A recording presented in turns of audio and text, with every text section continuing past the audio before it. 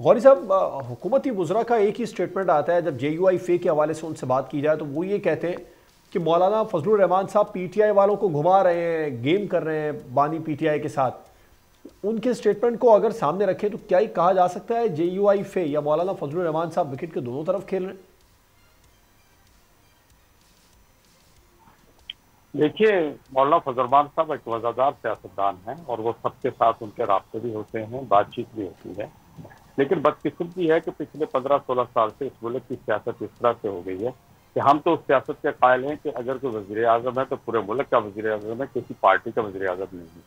अगर कोई सदर पाकिस्तान है तो पूरे मुल्क का सदर है, किसी पार्टी का सदर नहीं है। और अगर इसी तरह कहीं वज़ीर आला है तो उस सूबे का वज़ीर आला है, या गवर्नर है तो उस सूबे का गवर्नर है। लेकिन अब बदकिस्मती से यह सूरत तब्दील हो चुकी है। वज़ीर आला हाउस के अंदर चल जाए तो इसकी पार्टी के झंडे लगे हुए, पार्टी का दफ्तर बना हुआ है।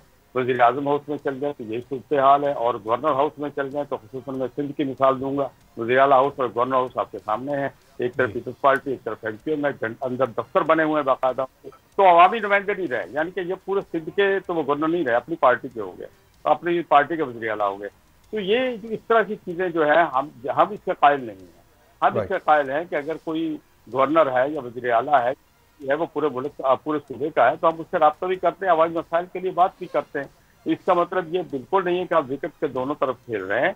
हम अपोजिशन कर रहे हैं और सबको पता है। अभी हमने तौसा शरीफ में जलसा किया है, हमने अभी 13 अप्रैल को कराची में शाहराह कायदीन पे जा रहे हैं। हम अपने कारकुन को हमने अपने साथ एंगेज रखा हुआ है, हम बाकायदा इस पे चल रहे हैं। और आपको ये बताऊं, ये इस्लाम भी इस तरह की बातें करते हैं। मैं समझता हूं कि ये हाइब्रिड निज़ाम अब बैठता जा रहा है।